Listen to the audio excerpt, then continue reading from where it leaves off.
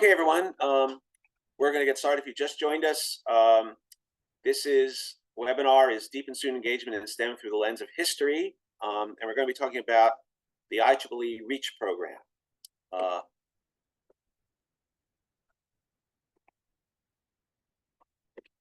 webinar is being conducted in conjunction with IEEE Education Week, which has its own website there. If you weren't aware, there'll be many educational activities for the rest of today, the remainder of the week. Not all involved in pre-university, but across the gamut of what IEEE offers in education in terms of everything from pre-university, university, to graduate school to continuing education for members. Two housekeeping notes before we go farther. First of all, the session is being recorded, just so you know. And second of all, please put any questions in the Q&A function of Zoom, not the chat function. Please use the Q&A function, and at the end of the session, we will try to address as many of the questions as possible. You can also feel free, the contact information will be given at the end, and you can contact us directly if you have any questions. Okay, so because it's in conjunction with IEEE Education Week, we may have a mix of IEEE members and non-member educators. So just so you know, IEEE is the world's largest professional technical society, with its main interests rooted in electrical, electronic, computer engineering, but spanning really all of engineering, technology, and invention. The History Center, which runs the REACH program, is my unit, is guided by an IEEE History Committee that reports to the IEEE Board of Directors, funded by both IEEE and philanthropic dollars channeled through the IEEE Foundation. And the mission of the History Center History Committee is to preserve, research, and disseminate information on the history of IEEE technologies. And that has a range of benefits, both for the member and the engineer and for the general public, as you see here. And we're going to be focusing on technological literacy because we live in a technologically based world, and it's important for all students to be technologically literate. And of course, the more young people technologically literate, the more chance that they'll pursue technological careers. We have a range of programs. If you're interested in a deeper dive on the history of technology, our main archive of technology is called the Engineering Technology History Wiki, ethw.org. You see that there. And all this material is available there, except for the REACH program, which is our specific university program designed for university educators, which has its own site designed for university educators. Okay, I'm going to attempt to show a short video here, which introduces the program. All hands on deck. When I look through this instrument on both the mirror side and the window side,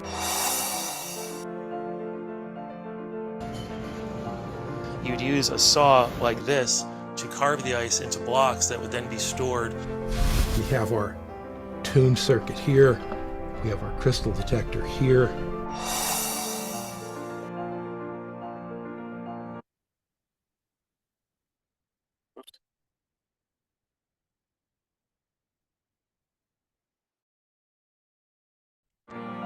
The activity part of it, getting them out of the desks and out of the classroom and moving around, they're happy to do that and are excited to do that. And analyze the impacts of the trireme on Athenian history. It really becomes complementary. It's a beautiful complement of history, society, technology, and learning. Now I've got one-page impression, but I need the second page. You can take the decal off. There's your piece of paper. But Hertz thought them worth testing. They use science to create it. They use prior knowledge to create it. What is it? Technology. Excellent. Thank you. Everybody, please write that down. Awesome job. Please write down. It shows the impact of technology on history.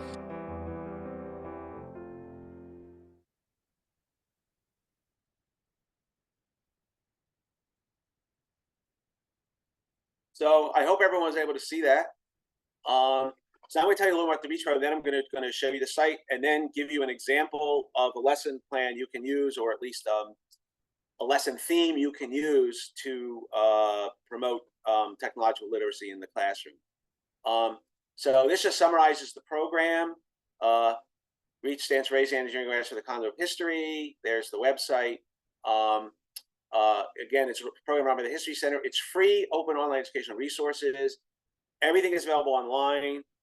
Everything is downloadable. So includes videos. You saw an example of a promotional video there. We have of videos to engage the students. Those are all fully downloadable. So if there are bandwidth issues, the site can be downloaded to a personal device and shown locally. So as I mentioned, what we're talking about here is technological literacy. Technology is the non-biological ways we interact with our environment, and engineering. So that's the T and E in STEM, which are often silent, right? It's often SMIT, right? But IEEE, as an engineering association, is very concerned with not just science and math literacy, but technological literacy and engineering literacy. Engineering is the application of the science and math to develop technology through a range of methods. So therefore, technology as such touches on all of STEM, right? So what we're really talking about is the application is the technology. And technological literacy has been defined as the ability to use, manage, evaluate, and understand the technology. And as I mentioned a moment ago, to be citizens of a high-tech society, people need to understand how it works, right? We want everyone to understand something about technology if they're going to be citizens or consumers in a technologically based society. But they really also, the more important thing really for the average citizen, and we want those people to get that knowledge and then pursue careers in technology and engineering. But everyone needs to understand how it shapes society and how society shapes it, because it's not technology, unlike what some people feel or may read in popular things, is not some independent entity that chugs along on its own and bulldozes everything in its path. It's actually part of society. It's a human social activity, as the promo video said, to engineer is human, as the late Henry Petrosky used to like to say. Right? Not everyone will be a STEM worker, but everyone's going to interact with technology and pretend they may be in a site where they vote on like where to build a new power plant or something like that. They need to understand what technology is and where it comes from. So social studies and STEM are tightly connected. So why history? So there's an organization called the International Technology Engineering Educators Association, and in 2020 they revised their standards of how they define technological literacy, and they actually have 8 core themes, and 3 of them are social themes, actually. 3 of the 8, so that's pretty good for a technology association, right? 5 of them are technological, design, applying, maintaining, assessing products and systems, nature of technology, core concepts in technology and engineering.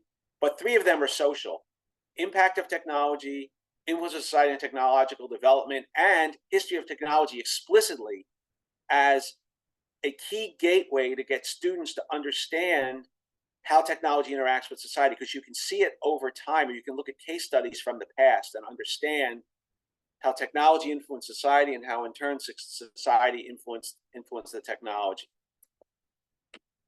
So as I mentioned, Reach is free OER for secondary educators.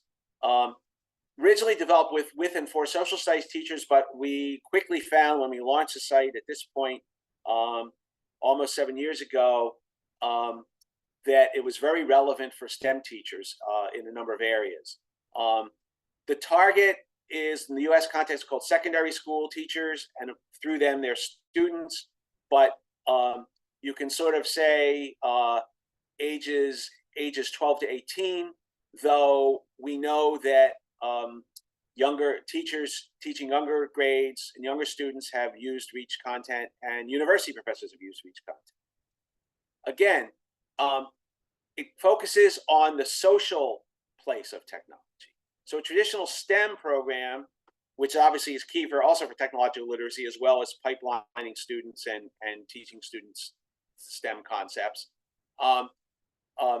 Those teach the really how does technology work? How do you do technology? How do you do engineering? How do you do math and science if it's a broader STEM interdisciplinary STEM program? We teach all the other interesting journalistic words, right? We're interested in who, when, where, right? Thomas Edison invented the light bulb in New Jersey in the 19th century, but why? That's what technological history and this, I'm a historian, so I'll just point out, history is not just dry facts about the history.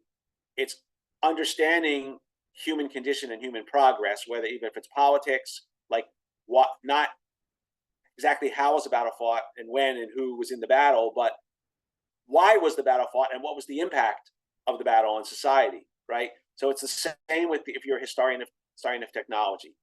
There is, I should point out, a sister program of IEEE, tryengineering.org, that is more traditional STEM programming. We cross-link with that. So if you're doing a particular unit and you want to go into more depth on the STEM side, you can link it with Tryengineering. And if you're over there looking at a hands-on design project, but you want to know more about the historical background, if there is reach content for that, then they'll link back to us. And another note on the pipelining side is that it's been found that students, and particularly young girls who understand that technology engineering are about problem solving and helping people in society and not just about the nuts and bolts, are more likely to pursue STEM careers. So technological literacy, and particularly the three areas that REACH focuses on, the three core disciplines REACH focuses on of impact, influence, and history, also have an impact on the career chain. So again, the goals of the program I really just said, and in the U.S., I mentioned internationally, we're aligned with the STEL standards of the ITA. In the U.S. context, for U.S. based, we align with both social studies standards and the next gen science standards. Aside to my American friends online, obviously the U.S. is a tricky case because standards are state by state and sometimes even district by district, but there are recommended national standards, and that's what we adhere to. Okay, so I'm going to show you the site in just a moment, and this is everything that's available on it.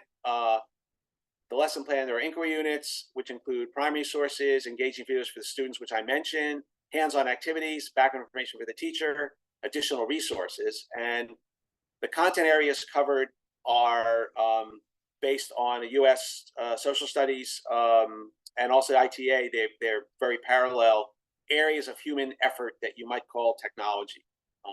And we're trying in the future to fill all those. As you'll see in a moment, we only have 10 lessons so far, and there's 10 of these categories. So, and a couple are doubled up, so we're not there yet. But the ultimate goal of REACH is that if you're a teacher teaching pre-university and you want to teach history of technology, you can find everything in any period of time and any technological area. You'll be able to find it on the REACH site. Okay, these are the units. Now, with any luck, I'm going to stop sharing, and I'm going to share the REACH website. All right, so here's the REACH site. As this top carousel, you'll see these are some videos, promotional videos, and also examples of REACH being used in the classroom. I'll show you one later if there's a little bit of time. But up at the top, you see the main navigation bar.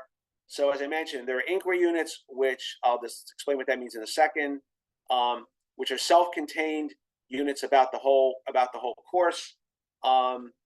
There are then additional primary sources, or the multimedia sources, the videos, and the hands-on activities.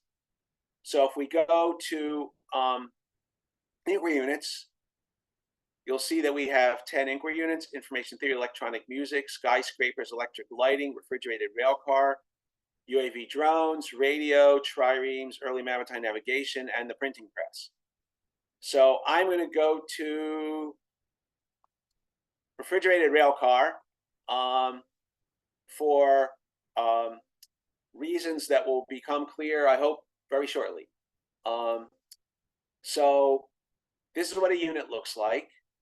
So these are inquiry units. So the U.S. social standards use what's called an inquiry design model. So we're very familiar to those coming from the science side, which is you don't just dump content on the students. You introduce them to a subject by asking a question, like, why does this liquid turn green when I add to this other liquid? And then in science, you would design an experiment to test that, and you would have, equipment and procedure and all that. On the social studies side, you ask the question, and then you give them some background they need, and then you supply primary documents, and you ask them to then explore through a series of supporting questions. You ask them to explore the question. Now, if you click on that, what happens is it downloads the unit as a PDF. So I'm not actually going to, in the interest of time and also unsharing, sharing, and everything, I'm not going to show the whole PDF. What the PDF has, and what you'll notice over here is this is a description of the unit. Okay. This is the compelling question that's going to get the students thinking about the role of technology in society and how it impacts society over time and how society shapes how technology is developed. And I'm going to give you an example of that in just a few moments. And this would be at the top. And then each unit also includes some preparatory exercises or information that it enables the students to be able to then tackle that question, but it does throw, and then, like I said, there's additional background information for the teacher, because we know that teachers are not going to be familiar, whether they're STEM teachers and don't know the history, or history teachers don't understand the STEM side. They don't necessarily have the background to feel comfortable teaching students. So we have, a whole unit runs to about, with all the sources and everything, runs to about 35 or 40 pages, but we have about 8 to 10 pages of teacher background, which the teacher can decide how they want to share. Likewise, each unit has one or more videos, which the teacher can use in a variety of ways. You can do the so-called inverted classroom. You can ask the students to watch the video. That can be a secondary source they use that way. You can show them the video and lead discussion. You can have the video be option, whatever. So let me just, I don't know if it'll work playing from the web, if the sound will work, but this is just a glimpse of the video that goes with refrigerated rail cars. Today, we are taking a train ride at the Genesee Valley Railroad.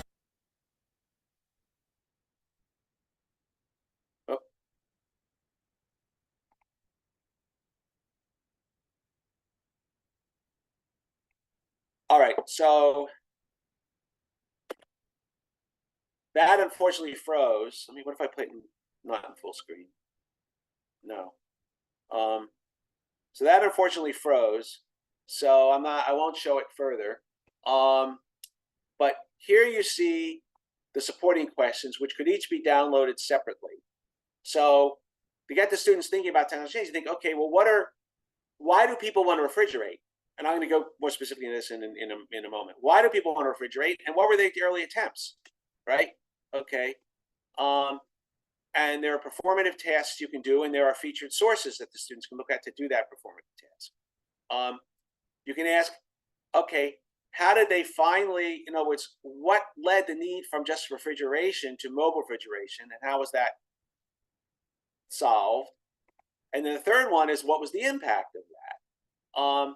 And the fourth one, we always come back to the present and then ask the students to think about the future. And there's always activities that go around that.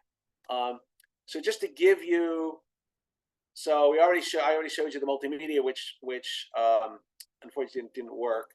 But here's the list there's two videos associated with this unit, Days of Dispatch and Refrigerated and its role in history. Up at the top here, I showed you units. If you click on primary sources, you get all the primary sources showing you their link to which unit. If you click on multimedia sources, you get all the videos and tell you which unit it goes with. Same with hands-on activities. There's also a news blog and about the site and contact. And in the news, and at the end, I'm giving you an opportunity to sign up for our newsletter if you're not already signed up. Some of you may have signed up for this webinar through receiving our newsletter. And that lets you know when new materials has been posted and other interesting things on a monthly basis, say for Women's History Month, some interesting information to use in the classroom for Women's History Month. So down at the bottom, if I go back, and that's, of course, you'll also be asked to sign up if you join the site. So now that we're in the unit, these refer to the materials in this unit. So I showed you there's two videos associated with the unit. There are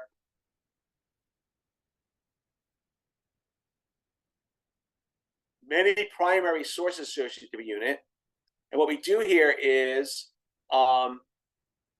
you can, so here's a letter from Thomas More to Thomas Jefferson about refrigeration. Believe it or not, I'll mention that in just a moment. You can download it as the source has a PDF, or if you click on Learn More, you get the summary, an image document here. You can download the PDF, or you can visit the source. So if you or the students are interested in going further, so this letter about Thomas More and Thomas Jefferson, so my American colleagues will know, for those of you who might not be intimately familiar with American history, Thomas Jefferson was the third U.S. president, but also wrote the Declaration of Independence, a really important figure in early U.S. history. But he was also an engineer and an architect and a designer and a futurist, what you might call futurist in these days. And he designed his own home, which is now a National Historic Site, Jefferson's Monticello. And he designed his home. He was the first one to install a dumbwaiter in a home. That is a pulley system so that food could be brought up from the kitchen, which is in the lower areas, to a dining hall in the upper areas. And he wanted to figure out if he could refrigerate things in his house. And he corresponded with Thomas More, who was an early inventor who invented a refrigeration device. So you can read more about it and you can dig deeper here. But otherwise, you can stay on the REACH site and just download the source. So here are all the primary sources we make available for this unit. So you can see there's a lot here, and obviously an experienced educator can pick and choose, or you can assign out-of-class assignments to students where they then have these resources. So everything is openly available on the web. Even actually if the students are curious, the teacher background, but the teacher, so it's not blocked, but obviously within the context of the classroom, the teacher decide what to share that with the students and what to point them to. So if we go back, so here I mentioned other source materials, secondary sources. So you see here, I mentioned that we link to Tri-Engineering. So Tri-Engineering has lessons on temperature control. And then here, we actually link to the Stemulator, which is a project in a group in South Africa to have a visual, sort of a visual STEM encyclopedia, if you will. So we also cross-link with them. So this is actually a very exciting site that we find, because it's taking time to load. But they've really done an amazing job. So it's all unlike Tri-Engineering, which is lessons plans. It's all visual explanations of engineering and technology. And like Tri-Engineering, are part of within IEEE, they decided that they wanted more history. So where one of their units links to something that's in Reach, they link back to Reach, and we link to them as well. So anyway, but I'm not going to spend my time on their site, but it is a very good site. I recommend it if you're a STEM teacher and you have time to look at it. And then these are the museums that partner with us on this unit. We partner with a lot of external museums and historians. So what I would like to do now, I'm sorry, and the hands-on activities. I wanted to show that also. Right. So our hands-on activities, again, we're about the who, where, when, what, and why. And I'm going to talk about the why for the remainder of the exercise. You know, there are often students who are what are called tactile learners, who, you know, you want to get them up out of the chair, or working with their hands, or thinking in other ways. So every inquiry unit has one or more hands-on activities that are very simple from a design perspective. We leave that, if you're interested in linking up the historical information on Reach with more design-oriented hands-on activities, then we recommend you go over to follow the links to Try Engineering. What we try and do, again, because of the global nature, we try and have hands-on activities that are easy to do, that use inexpensive off-the-shelf materials that anyone, you know, not just in the U.S. context, worldwide, could go to a store and find these materials, and get the students thinking about concepts without going into the detail of the science or the math behind the concepts, but just the concept of how the science and math and that lead to technology and invention and engineering are, you know, constrain what you can do and can't do. Here's an example of refrigerated railcar. This is a very, and everything again is downloadable as PDF, and the videos are downloadable in multiple formats. So we try and make it easy to use. If there's a challenge, streaming it online. Here's a prompt for the students, which has to do with eventually designing a refrigerated rail car. But all you're doing is testing from a science classroom point of view, right? This would be a very simple exercise. This would be probably an elementary school exercise, not a high school exercise. But to get the students thinking out of their seats, the idea is that you have a small cup and a big cup, and you insulate them with different materials, and you compare. That's the materials, and here's the procedure. You compare how long it takes the ice to melt. The lesson about that, the idea is that if ice is not insulated, it will melt quickly, and you can insulate it, and the different materials will have different insulation properties without getting into the measurement of those properties or the actual what is the time of the price, but just to see a very simple way with stopwatch or a clock and these two cups of ice cubes, why you can, in fact, you can set up multiple cups with different insulators, teach the unit, and then at the end of 40 minutes or 30 minutes or 50 minutes or 60 minutes, whatever your class time units are, if you're a pre-university educator, you can go look, have the students look and try and measure how much ice is melted. So very simple, very inexpensive to do. Okay, so that is the Reach site and the Reach material that's available using the refrigerated rail car as an example. So why the refrigerated rail car, you ask? So now,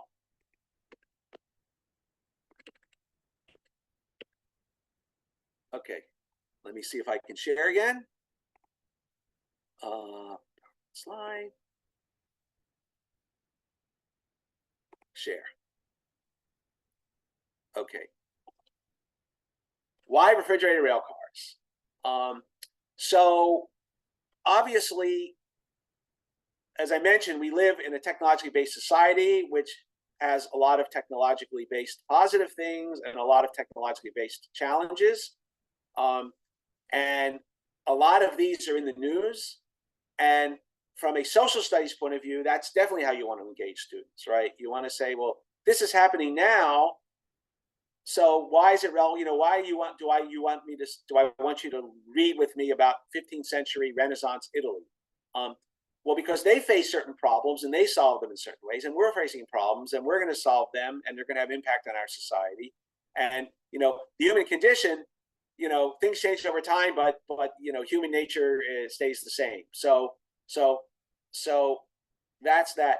From a technological or engineering or STEM point of view, you want to be able to say to students, you know, these problems we're talking about, that we're going to talk about climate change and technological solutions. Well, these kind of problems have existed for decades or even centuries in some cases, and let's see how they were addressed in the past, because that will help us understand how technology is nested in society, and will sort of shake the students' thinking. They can think sort of differently and outside the box, and because things happen differently. Human nature was the same, but the scientific technological tools were different. The problems were you know, maybe different, but parallel. I mean, you know, pollution was in very early 19th century London was killing thousands and thousands of people a year. Pollution is not a you know, a new problem. It's relatively new to the Industrial Revolution, but certainly it's been a problem for at least 200 years. Maybe you could argue, you know, 250. And people had technology causing the pollution, and they had technological solutions. They tried to deal with the pollution, but there were also social and political solutions and social and political challenges. So for students today, right, in many parts of the world, certainly in North America and Europe, but many parts of the world, people can get foods from all over the world. The food's not grown locally. And in a large country like the United States, even foods that come from the United States are not grown locally. If you're living in the Northeast, you're getting oranges from Florida, you're getting almonds from California, and you're getting your chicken and beef from Iowa. So how is that? Students may think, well, that's always been the case, right? But obviously it hasn't always been the case. And this is, you know, there's a famous saying in history, the past is a foreign country. It gets them thinking about how things are different and the same today, why they're different, and you know, particularly for the interest of reach and for STEM teachers and history teachers trying to fill the technological literacy standards, it's what does that tell us about today? So we have all these things, but all of a sudden, COVID happened, and you couldn't get these things, right? Another thing is students may be worried about, you know, their parents may be parents who buy organic food. Why is that? What does that mean? What do we care? Or maybe you only eat free-range chicken, or maybe you don't eat chicken. What do you do in your health, right? So you know, in a course on biological science, you may be talking about some of these things, whatever. You know, why is the global economy the way it is, and how are these things happening today? Well, history is a way to understand that. It's a lens for answering these questions and understanding them better.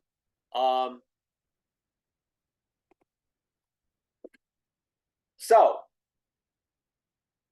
a lot of organic substances that we consume as food tend to spoil.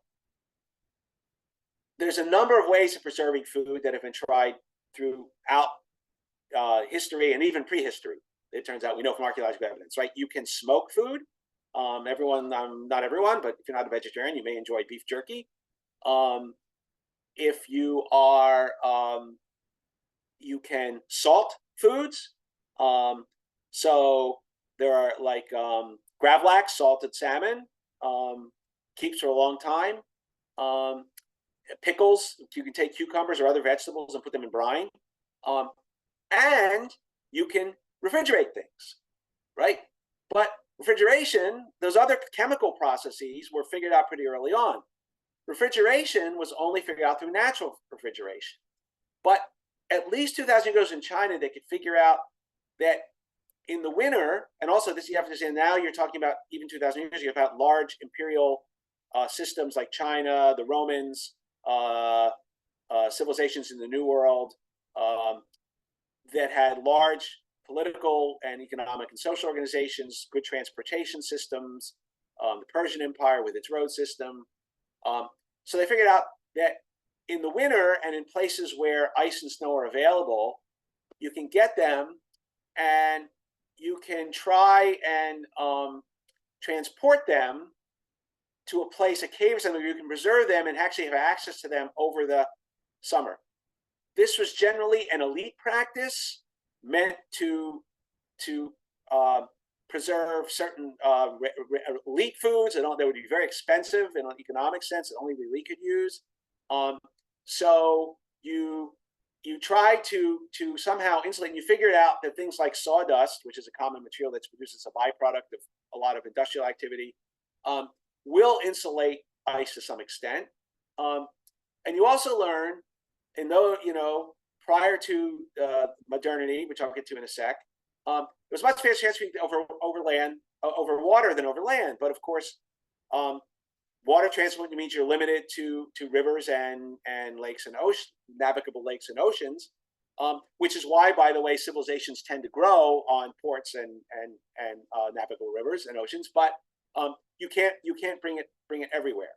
But already by the Renaissance in Florence, they're starting to think about, how can we more have houses we can use ice to preserve more things. We can harvest ice and use it. And I mentioned already in 1804, Thomas Jefferson is corresponding with another inventor saying, okay, so in urban centers that are on waterways, we're bringing ice down and putting it in these giant houses, but that kind of monumental architecture is easier to insulate, right? You can have a 20-foot wall of sawdust, and you can have huge, and the ice insulates itself. The ice, itself keeps itself cold. You can have much more ice. Is there any way, like, what if I want to refrigerate something in my house? Can I build a cabinet-size refrigerator? And I'm using the term refrigerator to mean any cooling device, because this is just based on packing it with natural ice, not with any kind of mechanical or electrical device. Can I do that? And this becomes, as industrialization increases, meaning they start, which includes digging of canals, so increases water transport, and ultimately the railroad system, transportation becomes better. By the way, for those of you who are English teachers in the webinar, because again, this is a very interesting thing, I should point out that for my non-North American colleagues who don't know, Henry David Thoreau was a very famous American writer and philosopher in the mid and late 19th century. He wrote, I forgot to italicize it. That's a book title. He wrote a famous book called Walden, about his adventures living off the land in a place called Walden Pond in Massachusetts, USA, for the cycle of a year. And he describes in great detail the ice harvesters coming to cut the ice off the pond and transfer it to Boston, to ice houses in Boston, Walden is a suburb of Boston, Mass, which was a huge industrial and economic and political capital in the early U.S. in the 19th century U.S. So meanwhile, in the 30s, the railroad becomes a viable technology, and by 1848 it reaches a town called Chicago. By 1869, there is a complete transcontinental U.S. Railroad system. So I'm now going to focus on the U.S. For a minute, though this is applicable worldwide, and I should point out, this is what Chicago looked like in 1869 at the time of the Transcontinental Railroad completing. But this ice ship here is actually from the late 19th century. This is in Norway, and Norway actually dominated the ice trade in Europe for a long time because they were expert sailors with their Viking heritage, and they have a lot of ice for a lot longer part of the year. And they had these ice ships, which again were just regular ships packed with sawdust, where they transported ice to the rest of coastal Europe, where it was brought inland by river systems. Okay, but let's talk about Chicago. So Chicago was already growing. It's on the Great Lakes. The canals eventually connected to the Mississippi River, which is the main river system in the United States. It was made as structures in North America were in those days completely of wood. It completely burned down in 1871. in the so-called Great Chicago Fire, of which there are songs and stories and movies. But it soon recovered because of its location, and it eventually became the second largest city briefly. Then it got eclipsed by the West Coast, and so it's also known as the Second City. So those of you who are comedy fans and have heard of Second City TV or the Second City Comedy Club, those are based in Chicago because Chicago is the second city. And for a time, it was the fastest growing city in the entire world. You know, the equivalent of some developing cities now, say in Africa, that are expanding, you know, by almost exponentially. So it became home to the world's first skyscraper. In 1893, it was ready to host the world's Columbian Exposition. There's the fire. There's its location for those who don't know. This is the world's Columbian Exposition in 1893 that was supposed to commemorate the discovery, quote unquote, of the New World by the Old World in 1492 by Christopher Columbus. They took them an extra year to get organized. So it was held in 1893, but it's called the Columbian Exposition. So Chicago became a world-class city of manufacture and also insurance. Notice, finance. It was the second in New York in finance. Notice that the first skyscraper was built by an insurance company. But what it was mainly known for was food, and particularly meat. All of the meat was brought from the whole center part of the United States, which is the agricultural belt, was brought to Chicago to be processed and then exported elsewhere. Again, it in the heartland. It was perfectly situated with the rivers, canals. The railroads then were the final connecting, the last mile problem, as we say, to the towns that are not on the rivers.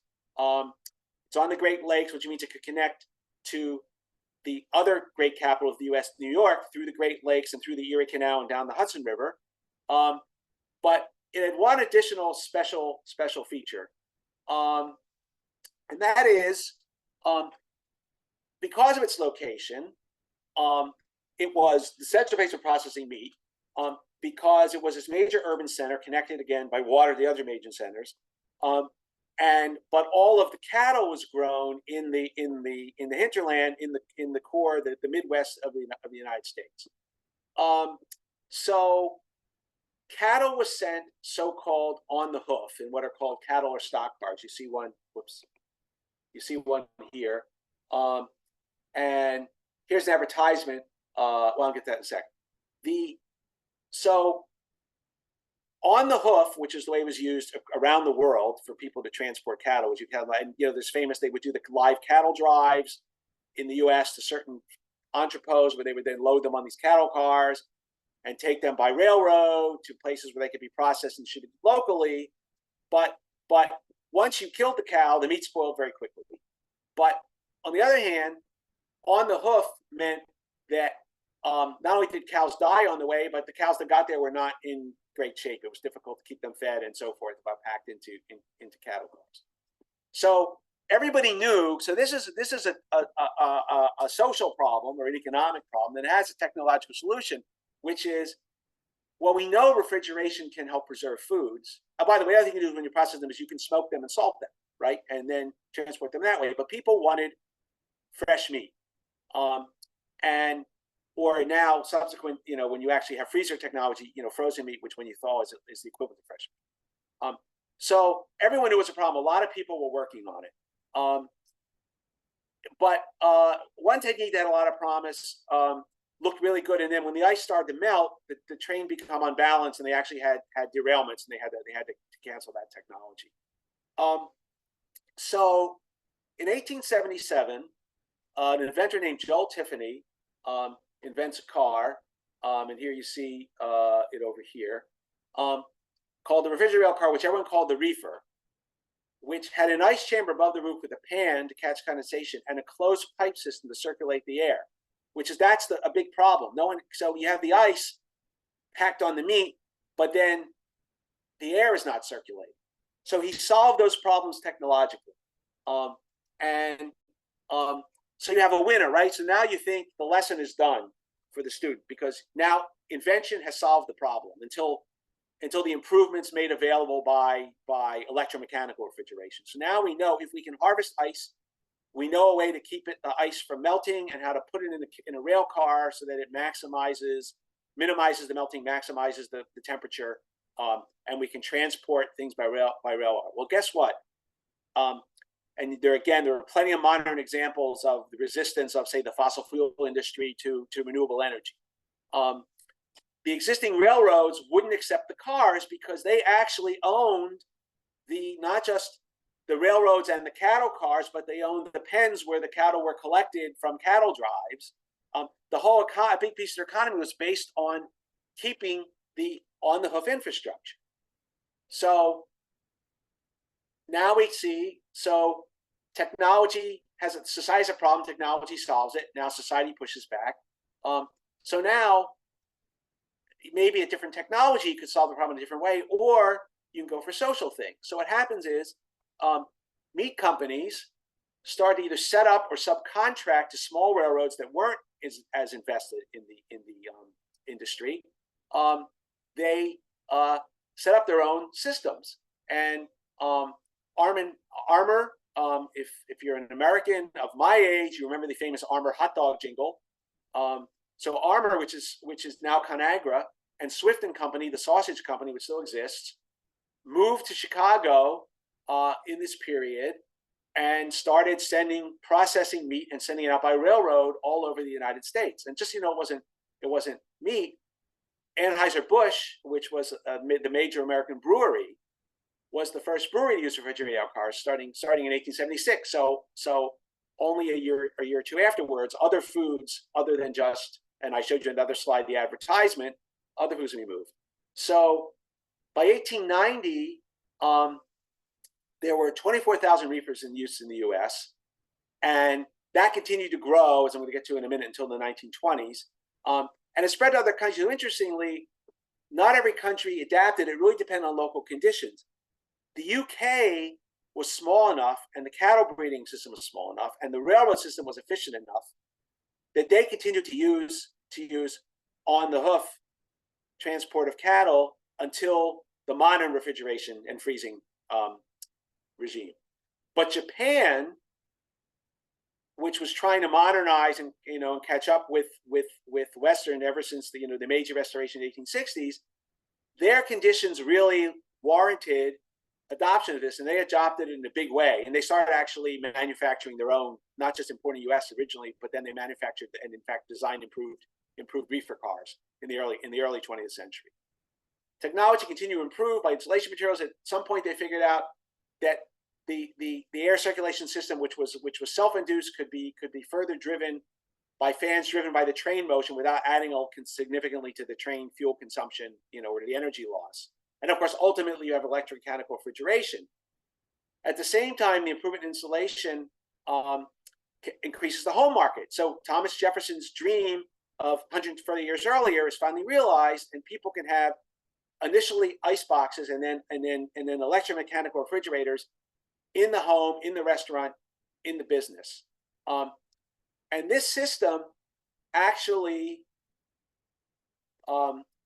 flourished until, in the US case, which was the main, again, and Canada was also a big user, Japan, until the post-war period, when the growth of roads and a road internal combustion engine-based system and the ability to refrigerate trucks the same way the train cars are refrigerated, eat the system. And ultimately, the container system, where, and trains also use containers, but trucks give you more flexibility of exactly where the truck goes to pick up and drop the containers. The containerized system of ocean transport basically did away with the reefer. And by 1971, there were only a couple thousand left. You say that's, you think, okay, technology has an exponential cycle. It rises and it falls. But guess what? A new technology has caused a comeback, which is there are certain railroad adaptations have now made certain uses of refrigerated rail cars more efficient again. And a new company, a lot of the old companies have this, new company called RailX, now at least in the U.S. context, has a monopoly. So here you see a Maersk, as a refrigerated container, but there now is a network still transporting goods by refrigerated train, by the modern equivalent of the reefer car. So that's just that gets us thinking about that technology you think are not going to be used anymore can also make a comeback when conditions change. So that's this is a very brief.